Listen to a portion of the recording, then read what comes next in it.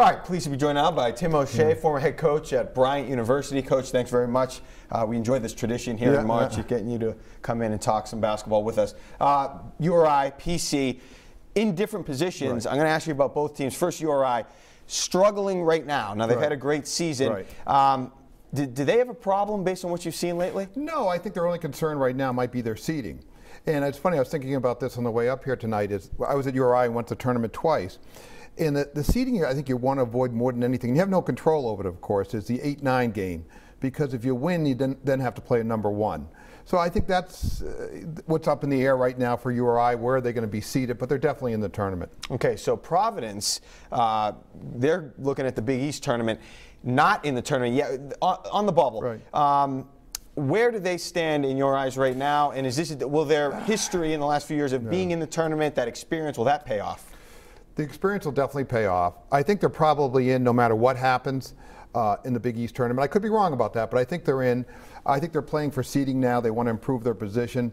They're a dangerous team. They've got talented seniors. They've got a terrific point guard in Cartwright, a senior point guard. So whenever that position is a senior and a really good player, you're going to have a chance. They've won big games this year, beating Villanova and some of the great wins they've had. So they can play with anybody. I think if they get in the tournament, get a decent seed, they can make a nice run. Yeah, Providence, 2 wins over projected number one team. I mean, that's impressive. But this year in college basketball has been kind of up in the air. We'll get to that in a moment. So based on what you just said about Providence, you think they're in, but a good showing in the Big East tournament wouldn't hurt. URI has lost 2 straight. Which team is more focused or should be more concerned with the results they get in the conference tournament based on what they're doing right now? Look, I think the biggest thing at this time of year if you're a coach is your team healthy and does your team have confidence. Clearly, I think both teams have confidence. The URI lost the other night at Davidson. Talented guys went to the free throw line, guys that you would normally expect to make free throws and miss some free throws. That's more of an anomaly than any trend. And it would have been a great road win. I think people are making too much about that one. The senior night thing, that was a fluke. Providence, the same thing. They're playing well enough down the stretch. The funny thing about the conference tournament is this. If you're already in the tournament, we had the experience at Boston College of winning the Big East tournament. It was such a high. The next week in the NCAA tournament, we didn't play quite as well. So sometimes winning the tournament, your conference tournament, isn't necessarily a springboard to great things in the NCAA tournament. So it'll be interesting to see how that all plays out. Interesting, certainly. Obviously, URI, they had the big tournament win last year. They went on to have some success in the NCAA tournament. They'd like to do that this year. Expectations certainly have changed. As far as big picture college basketball, we've heard people say that the top 50 teams are pretty close as far as talent and ability to win. Do you see it that way, and could that make for a more interesting tournament? Not really. I think you've got to look at the teams that have the most pros. A team like Duke, for example, they've got a couple first round draft choices, a lottery pick. Arizona, the same thing with Ayton, lottery pick. Typically, those are the teams that when you get down to the Final 8, the Final 4, that are still standing. But you never know.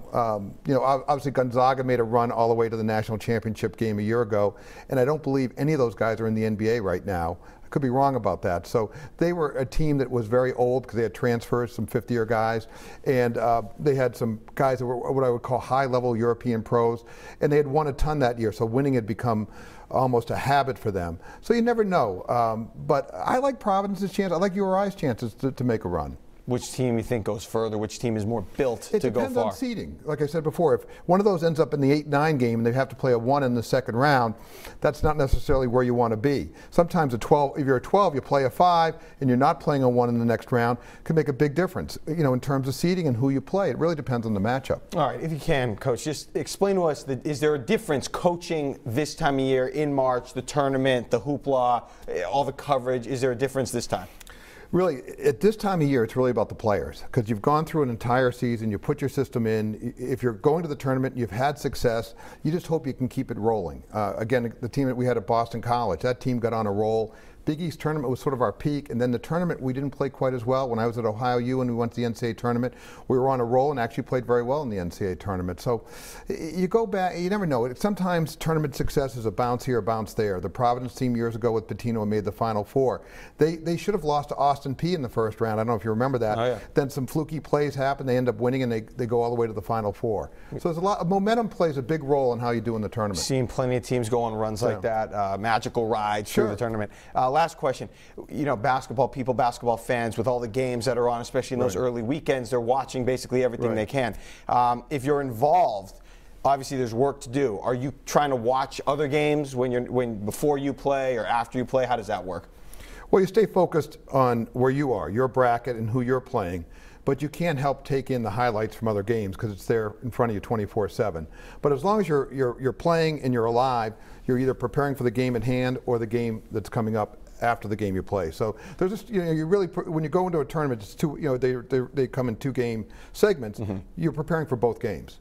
You know, you're going in with the idea that you're going to win that first game, and you've got to prepare for either of the 2 teams you might face in the next round. So that's always going on. That's usually delegated to the assistant coaches, the scouting part of it. The head coach really focuses on the game at hand. Great stuff from Tim O'Shea. As usual, Coach, thanks very much. Congratulations on your retirement. Thanks for joining us, and we'll be back.